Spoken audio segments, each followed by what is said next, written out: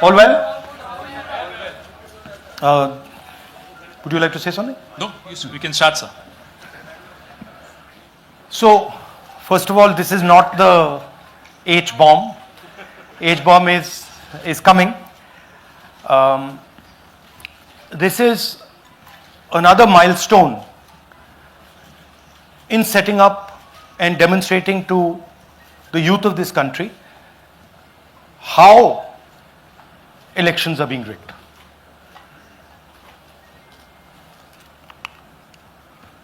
So I'm going to make a claim here, very strong claim, about CEC Gyanesh Kumar. And this is not something I'm saying lightly. I'm the leader of the opposition in the Lok Sabha. This is something I'm saying after solid proof that I'm going to show you, the youth of India, the people of India today.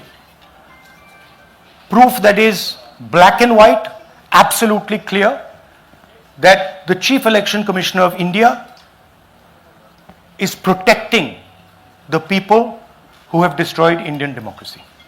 I'm also going to show you the method by which votes are being added and deleted, and I'm going to show you how they are done, how that is done. In election after election, someone, some force, some group of people has been systematically targeting millions of voters for deletion across India. This is something that we've heard again and again and again. Different communities, mainly communities that are voting for the opposition, Dalits, Adivasis, minorities, OBCs, are specifically targeted. We had heard this many times, and now we found 100% proof of it. Please understand, I am not going to say anything on this stage that is not backed up by 100% proof. I am somebody who loves my country. I love my constitution.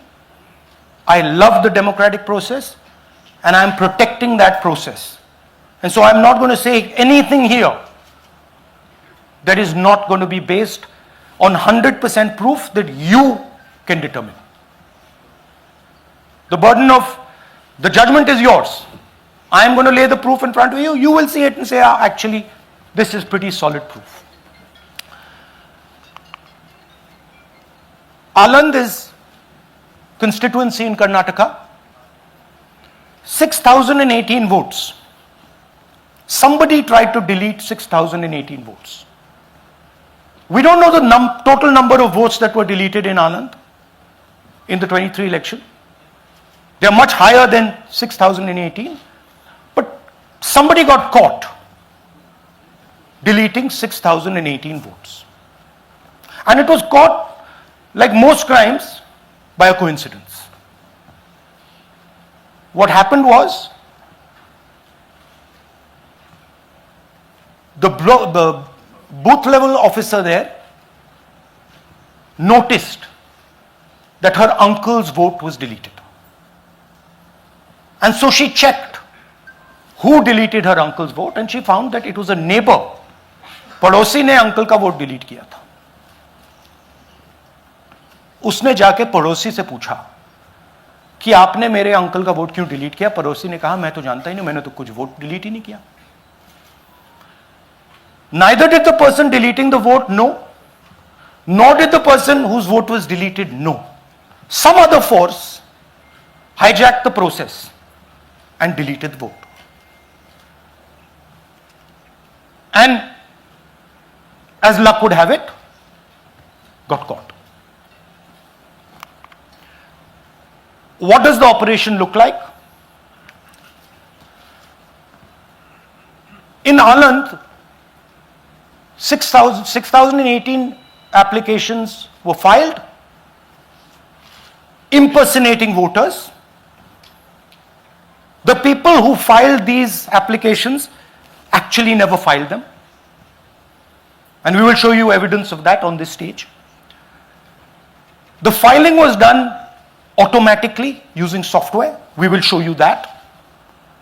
Mobile numbers from outside Karnataka, from different states, and you can see on the map, from different states were used to delete numbers in Aland. And it was done targeting Congress voters. So this was not random. We will show you again that these deletions were specifically targeting booths where the Congress party was winning. Here is example number 1, lady called Godabai. Someone created fake logins, deleted 12 voters, attempted to delete because then this was stopped. Godabai, of course, has no idea. Can you show us what Godabai has to say about this? Election time ಈಗ ನಾ ಅರ್ಜಿ ಹಾಕಿಲ್ಲ, ನನಗೆ ಅದಕ್ಕೆ ಸಂಬಂಧ ಇಲ್ಲ. ಅದು ಯಾರು ಹೊಟ್ಟಿ ಕಿಚ್ಚಿಗೆ ಯಾರು ಏನ ಹಾಕ್ಯಾರ ಅನ್ನೋದು ನನಗೆ ಗೊತ್ತಾಗಿಲ್ಲ. So she has no idea. These were the cell phone numbers that were used to delete these people. These are not from Karnataka. These numbers are from different states. You can see here.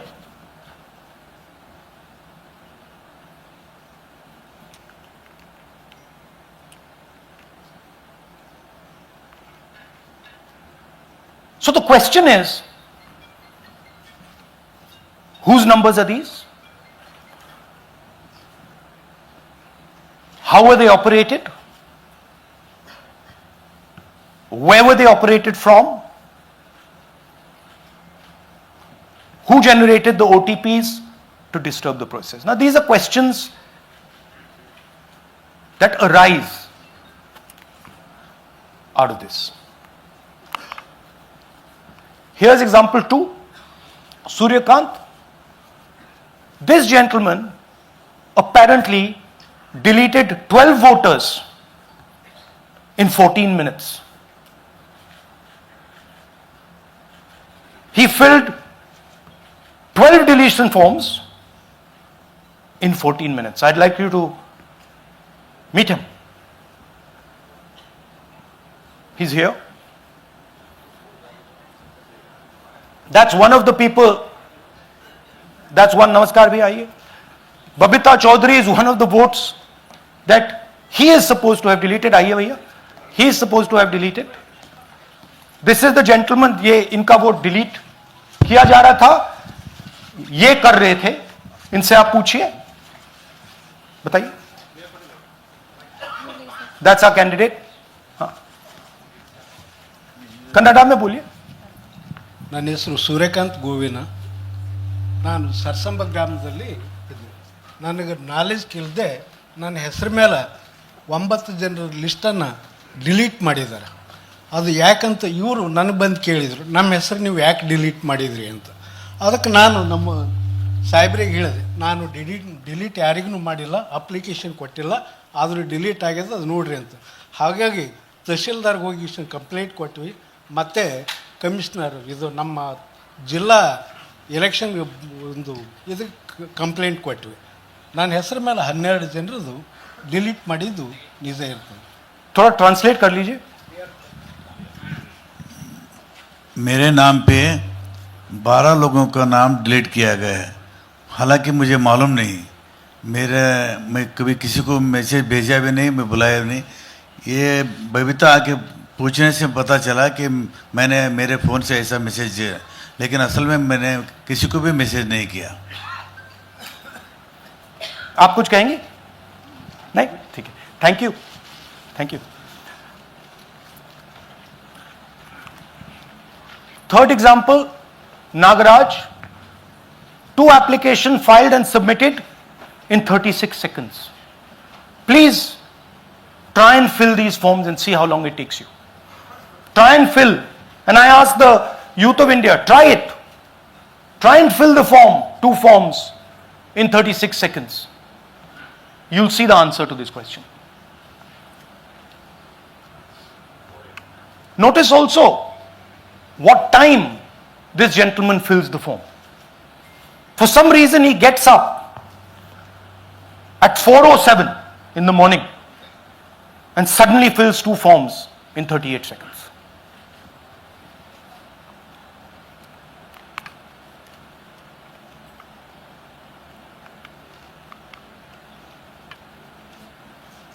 Now let's talk about how this is being done and why I'm saying and we are saying that this is being done in a centralized manner, and this is being done not using individuals but using software. Look at the serial numbers.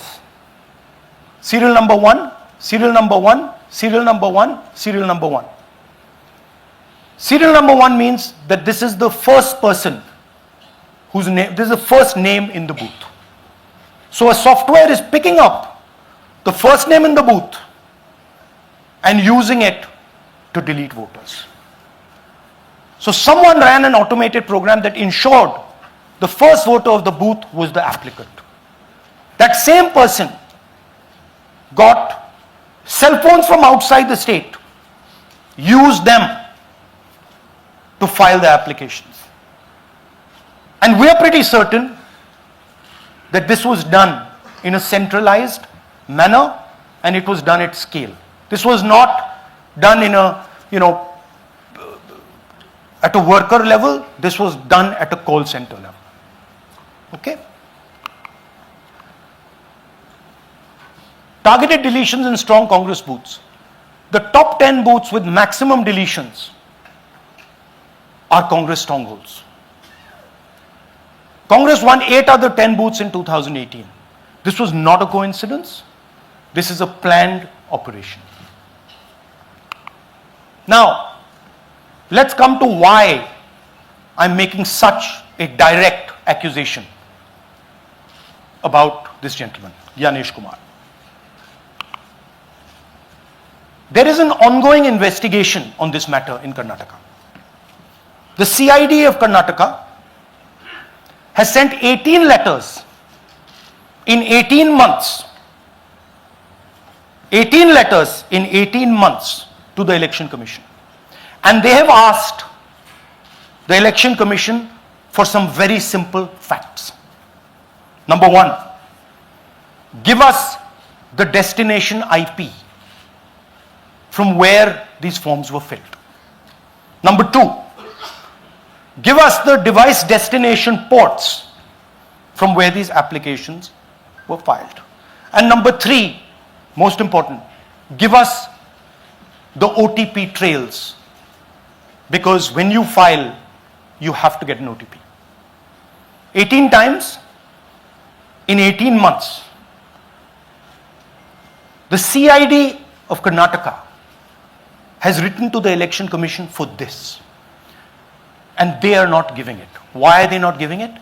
Because this will lead us to where the operation is being done from. And we are absolutely convinced where this is going to lead. I'll give you a little bit of the chronology.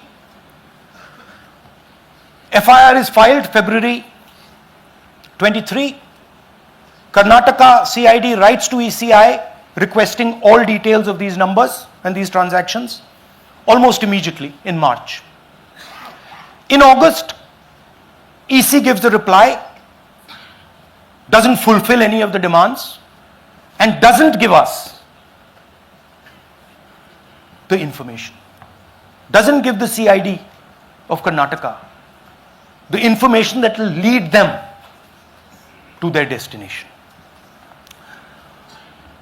January 24, Karnataka CID writes to ECI again and says, please send us full information. No answer. Karnataka CID by September 25, last letter went in September 25, has written 18 reminder letters. While this is going on, the CEC of Karnataka writes to the Election Commission in Delhi and says there is a matter, please provide this information. And the CC of Karnataka multiple times asks the Election Commission. No answer. Now this is absolute solid proof that Gyanesh Kumar is protecting the people who are doing this. This is also absolute solid proof, what I've shown you, that this is being done in a centralized way, this is being done at scale, and this is being done using large resources. Question is, who is the someone? And the answer is with the EC today. The Election Commission of India knows who is doing this. And I want every single youngster in India to know that they are attacking this. And this is your future. When they are not giving this information, they are defending the murderers of our democracy. And it is important that every youngster knows this. Your jobs, your future, your aspirations all come from this instrument. And the Chief Election Commissioner, Mr. Gyanesh Kumar, is not telling the CID of Karnataka who is doing this. This is not an isolated case. There are many such cases. Here is another one. Maharashtra, Rajora, same idea. 6,850 targeted voters added. Anand we caught deletions, Rajora we caught additions. But the basic idea is the same. Phones from outside, people who are supposed to have added voters don't know that they've added voters, people who have deleted voters don't know that they've deleted voters. You can see, you might remember that, those names there, JW, JW, JW, JW from the last presentation. Same model. So it's the same system that is doing this.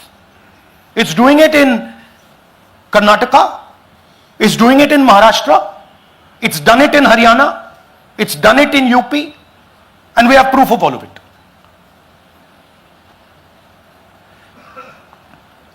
Names are being filled, addresses, the address is Sasti, Sasti, Sasti, Sasti. Name is UQ, JJW.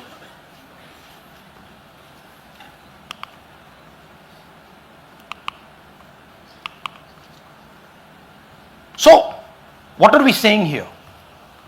That the Chief Election Commissioner of India, Gyanesh Kumar, needs to stop protecting the people who are destroying Indian democracy. We have given you 100% bulletproof proof here. It cannot be doubted. You have seen it with your own eyes. Right? EC has to release this data of these phones, these OTPs, within a week. Otherwise, we will know for sure that Gyanesh Kumar is protecting the people who are destroying and attacking the constitution. Thank you. धन्यवाद पीट हिंदी में बोले? हिंदी का नहीं, reverse कर दीजिए, पूरा हिंदी में बोल देता हूं, पूरा हिंदी में। देखिए, ये एच बॉम्ब तो नहीं है, एच बॉम्ब आ रहा है, हाइड्रोजन बॉम्ब आ रहा है। ये एक और उदाहरण है वोट चोरी का। पिछली बार मैंने आपको एडिशंस के बारे में बताया था, ये हम आपको डिलीशंस के बारे में दिखा रहे हैं, और सबूत के साथ हम आपको दिखाएंगे कि ये जो डिलीशंस हुए हैं ये सेंट्रलाइज तरीके से कॉल सेंटर के प्रयोग करके, सॉफ्टवेयर के प्रयोग करके किए गए हैं।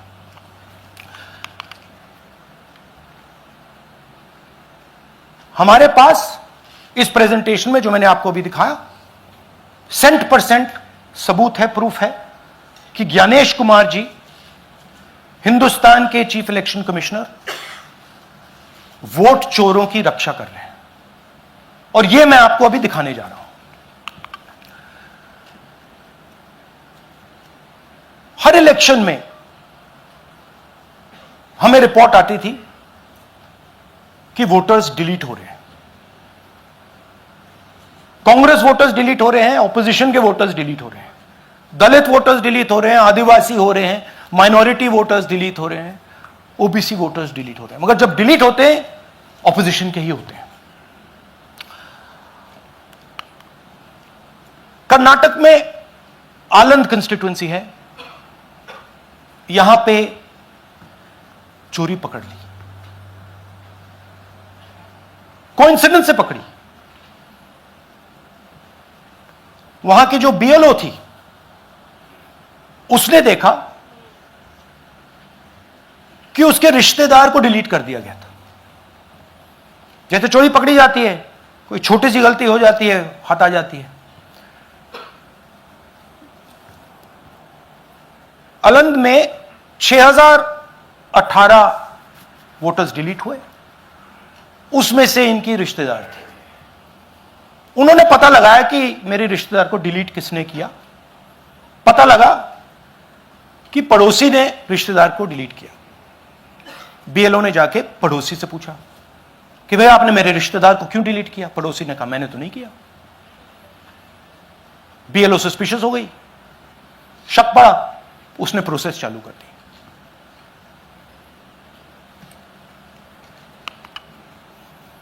पता क्या लगा कि कोई ना कोई, किसी ने आलंद में वोटर डिलीशन सिस्टमैटिकली ऑर्गेनाइज तरीके से, सेंट्रलाइज तरीके से किया। हमें यह नहीं मालूम कि आलंद में कितने वोटर डिलीट हुए, क्योंकि इससे बहुत ज्यादा हो सकते हैं। 6000, तकरीबन 6000 पकड़े गए, उस पर इन्वेस्टिगेशन हो गया। क्या पता लगा कि फाइलिंग ऑटोमेटिकली ऑनलाइन हो रही है। मोबाइल नंबर्स कर्नाटक के नहीं यूज हो रहे, मोबाइल नंबर्स दूसरी स्टेट्स के यूज हो रहे हैं। इनफैक्ट कर्नाटक के नंबर थे ही नहीं उसमें। मतलब आप दिल्ली में बैठे डिलीट कर रहे हो, आपका नंबर तमिलनाडु का है। आप गुड़गांव में डिलीट कर रहे हो, आपका नंबर झारखंड का है। और जब हम चेक कर रहे हैं कि भैया आपका नंबर है, तो आपका नंबर है ही नहीं, किसी और का नंबर है। और टारगेट करके कांग्रेस वोटर्स को डिलीट किया गया। ये गोदाबाई जी हैं, इनके नाम पर 12 वोटर्स डिलीट किए गए। इनको मालूम ही नहीं, इनको पता ही नहीं कि इन्होंने 12 वोटर्स डिलीट किए। दिखाइए जरा। ಇಲೆಕ್ಷನ್ ಟೈಮ್ ಈಗ ये इनका वीडियो है। ನಾ ಅರ್ಜಿ ಹಾಕಿಲ್ಲ, ನನಗ ಅದಕ್ಕೆ ಸಂಬಂಧ ಇಲ್ಲ। ಅದು ಯಾರು ಹೊಟ್ಟಿ ಕಿಚ್ಚಿಗೆ ಯಾರು ಏನ ಹಾಕ್ಯಾರ ಅನ್ನೋದು ನನಗೆ ಗೊತ್ತಾಗಿಲ್ಲ। तो इनको आइडिया नहीं है कि इन्होंने वोटर्स डिलीट कर दिए।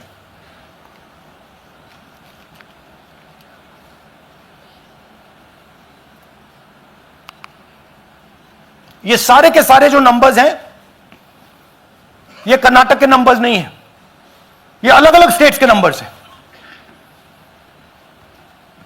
और इन नंबर्स को आप फोन करके देखिए, रिप्लाई नहीं आता है।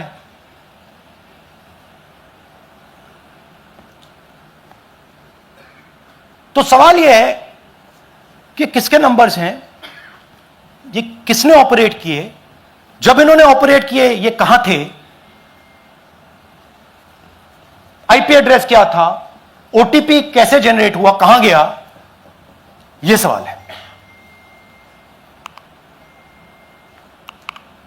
यह दूसरा उदाहरण, सूर्यकांत जी जो अभी स्टेज पे आए थे, इन्होंने 12 वोटर्स को 14 मिनट में डिलीट कर दिया। आप फॉर्म भरने की कोशिश कीजिए, डिलीशन फॉर्म भरने की कोशिश कीजिए, देखिए और जब हमने इनसे पूछा कि भैया आपने ये कैसे किया, वो कहते हैं मैंने तो नहीं किया, मैं तो जानता ही नहीं हूं।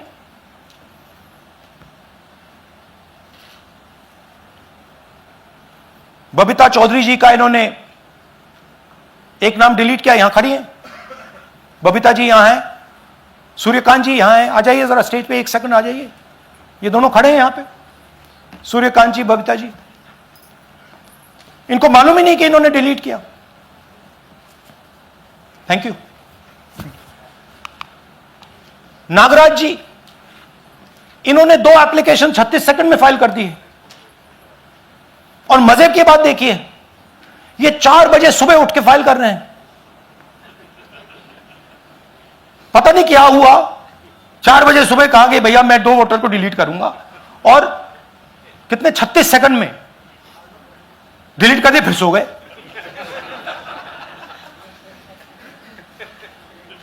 हमारी माइंड में पहले सवाल था कि क्या इलेक्शन कमीशन भी सो रहा है, मगर नहीं, सोया कोई नहीं है, जगे हुए हैं, सिस्टमैटिकली मदद हो रही है। यह देखिए दूसरी बात, जो भी डिलीट कर रहा है वोटर लिस्ट में उसका सीरियल नंबर 1 है।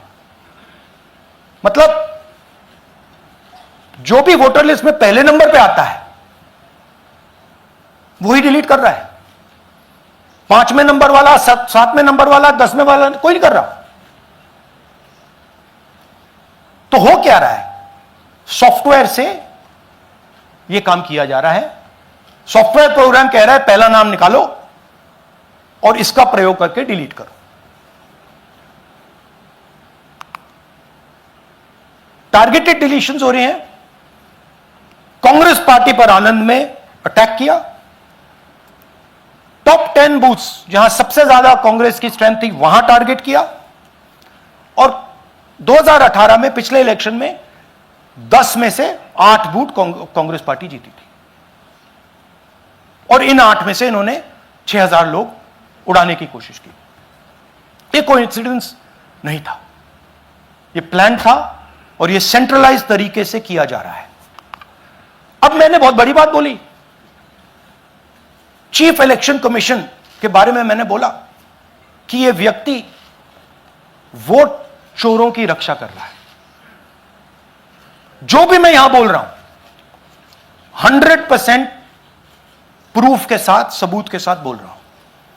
और मैं अभी आपको दिखाना चाहता हूं कि मैं ये शब्द क्यों बोल रहा हूं और किस बेसिस पे बोल रहा हूं। आपको अपनी आंखों से यह दिखेगा। कर्नाटका सीआईडी ने केस चालू किया कि ये वोटर कौन है, ये फोन किसके हैं, ये आईपी एड्रेस क्या है, ओटीपी कहां गया, इन चीजों के बारे में इन्वेस्टिगेशन शुरू होती है। कर्नाटक सीआईडी ने हिंदुस्तान के इलेक्शन कमीशन को 18 चिट्ठियां लिखी हैं। हमें आप यह इंफॉर्मेशन दीजिए, बिल्कुल क्लियर है, डेस्टिनेशन आईपी दीजिए, डिवाइस डेस्टिनेशन पोर्ट दीजिए, ओटीपी ट्रेल्स दीजिए, फोन नंबर्स दीजिए, फोन नंबर्स के मालिकों के नाम दीजिए। क्लियरली पूछा है, नो आंसर। 18 चिट्ठी CID Karnataka, no answer from chief election commissioner, no answer from election commission. Timeline देखिए,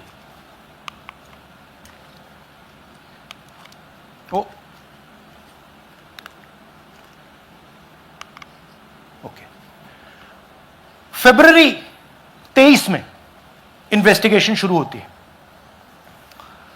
मार्च 23 में कर्नाटका सीआईडी चिट्ठी लिखती है ईसीआई को कि हमें सारे डिटेल्स दे दीजिए।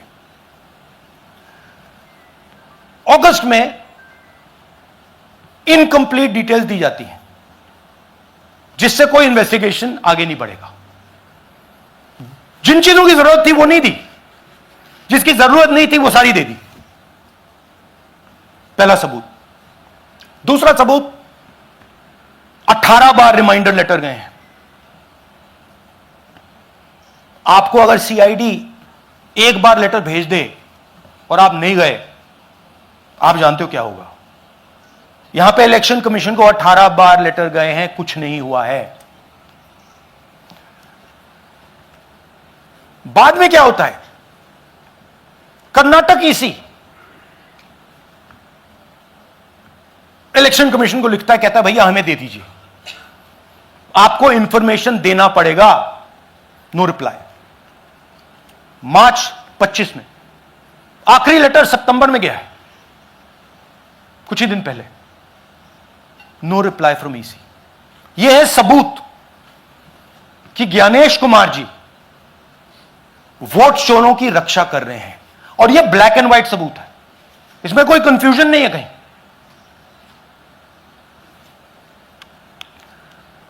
तो सवाल उठता है, ये है कौन जो सेंट्रलाइज तरीके से कॉल सेंटर के प्रयोग से, सॉफ्टवेयर से अलग अलग प्रदेशों में वोट डिलीट कर रहे हैं, ऐड कर रहे हैं? इलेक्शन कमीशन जानता है, ज्ञानेश कुमार जी जानते हैं। अच्छा, ये सिर्फ आनंद में नहीं हुआ, ये अलग अलग कंस्टिट्यूएंसीज में हुआ है। आनंद में लीगल प्रोसेस चालू हो गई, पकड़ लिया। यहां महाराष्ट्र में उसी मोडस ऑपरेंडी से, उसी सिस्टम से यहां पे वोट ऐड हुए हैं। आनंद में डिलीट, रजौरा में एडिशन, 6850। आपको याद होगा पिछले प्रेजेंटेशन में मैंने आपको नाम दिखाए थे, ये देखिए वही नाम यहां है। वही सिस्टम महाराष्ट्र में चल रहा है जो कर्नाटक में चल रहा था। नाम वैसे ही है, JW JW JW, पता वैसा है JW JW, नाम यू ऐसे किसी ने टाइप करके लगा दिया। तो जो ये काम कर रहा है, ये उत्तर प्रदेश में, हरियाणा में, बिहार में, कर्नाटक में, महाराष्ट्र में वही कर रहा है।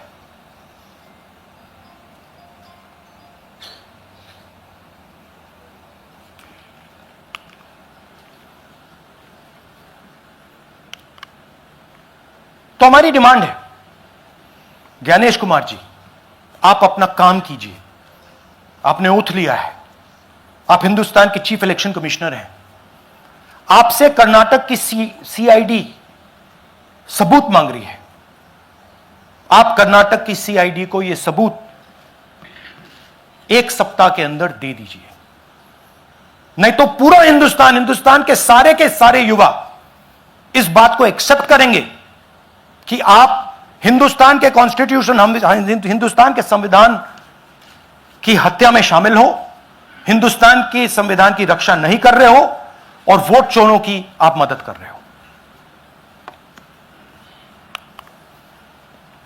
Thank you. और थोड़ी देर में हम आपको हाइड्रोजन बॉम्ब दिखाने जा रहे हैं। नहीं, आज नहीं, थोड़ी देर में उसकी प्रिपरेशन चल रही है। क्योंकि हम देखिए, मैंने टीम से कहा है कि अगर मैं स्टेज पे जा रहा हूं, ब्लैक एंड व्हाइट प्रूफ नहीं होगा, मैं नहीं जाऊंगा। अगर ब्लैक एंड व्हाइट प्रूफ होगा, जो कोई मतलब उसको निगेट नहीं कर सकता, मैं जाऊंगा। मैं देश के कॉन्स्टिट्यूशन की रक्षा कर रहा हूं, संविधान की रक्षा कर रहा हूं, मैं लोकतंत्र की रक्षा कर रहा हूं, और मैं सच्चाई आपके सामने रख रहा हूं। बहुत बहुत धन्यवाद, नमस्कार, जय हिंद। सर 3 सवाल। PTI से संजीव चोपड़ा। या राहुल जी, दिस साइड। या राहुल जी इधर, हाँ, लेफ्ट कहाँ है? To your right. हाँ, हेलो। राहुल जी, आज आपने नया खुलासा किया है कि कैसे वोट चोरी हो रही है। आपने पहले भी महादेवपुरा के बारे में बताया कि कैसे एडिशंस हो रही हैं, अब आपने बताया कैसे डिलीशंस हो रही हैं। लेकिन देखने में ये आ रहा है कि इलेक्शन कमीशन इस पे कोई एक्शन नहीं ले रहा, और आगे चल के वो तैयारी कर रहे हैं पूरे देश में SIR लाने की। तो आप इस मुहिम को आगे कहां तक ले जाएंगे, और SIR के बारे में क्या करने वाले हैं? देखिए, हम आपके सामने क्रिमिनलिटी रख रहे हैं, हमारा काम आपके सामने सच्चाई रखने का है। और हम रख रहे हैं। हिंदुस्तान में दूसरे इंस्टीट्यूशंस भी हैं, सिर्फ इलेक्शन कमीशन नहीं है, लीगल सिस्टम है, उनको भी इन चीजों को देखना चाहिए। यहां पे हम चीफ इलेक्शन कमिश्नर के बारे में ब्लैक एंड व्हाइट कह रहे हैं। आपने कहा कि हमने एडिशन डिलीशन दिखाया, पहले प्रेजेंटेशन में मैंने एडिशन दिखाया था, अब हमने डिलीशन दिखाया है, मगर हमने एक और चीज जोड़ दी है, एडिशन और डिलीशन का सिस्टम, उसका स्ट्रक्चर, उसका तरीका। और हमने यह दिखाया है कि जो डिलीट कर रहा है, जो ऐड कर रहा है, महाराष्ट्र में, कर्नाटक में, यूपी में, वो एक ही आदमी है, एक ही फोर्स है। हमने आपको वो एड्रेसेस दिखाए। Same system is being used in Maharashtra, is being used in Karnataka, is being used in Uttar Pradesh, is being used in Haryana. Same people are doing it. से Siddharth, ANI। Sir, this side, sir. हाँ Sir, on your left, sir. हाँ On your left. This side, sir, on your left.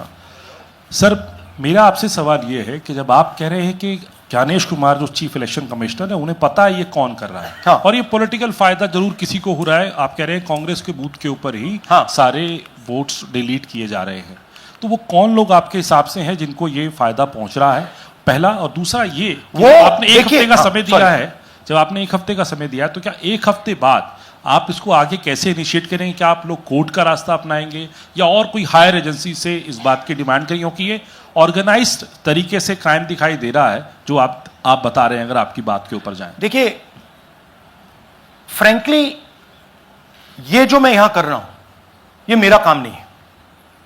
मेरा काम democratic system में participate करने का है। मेरा काम डेमोक्रेटिक सिस्टम की रक्षा करने का नहीं है। वो काम हिंदुस्तान के इंस्टीट्यूशंस का है। वो काम वो नहीं कर रहे हैं, इसलिए मैं कर रहा हूं। अब मैं आपको यह कह सकता हूं कि हमने आपको 2 बार सबूत दिखाया है, और जब हम ये प्रेजेंटेशंस खत्म करेंगे, इसमें लगेंगे 2-3 महीने, जब हम ये खत्म करेंगे, आपके माइंड में कोई डाउट नहीं होगा कि हिंदुस्तान में state after state, Lok Sabha after Lok Sabha चोरी हो रही है। तो मेरा काम सच्चाई दिखाने का है। मैं हिंदुस्तान की जनता को, हिंदुस्तान के युवाओं को सच्चाई दिखा सकता हूं।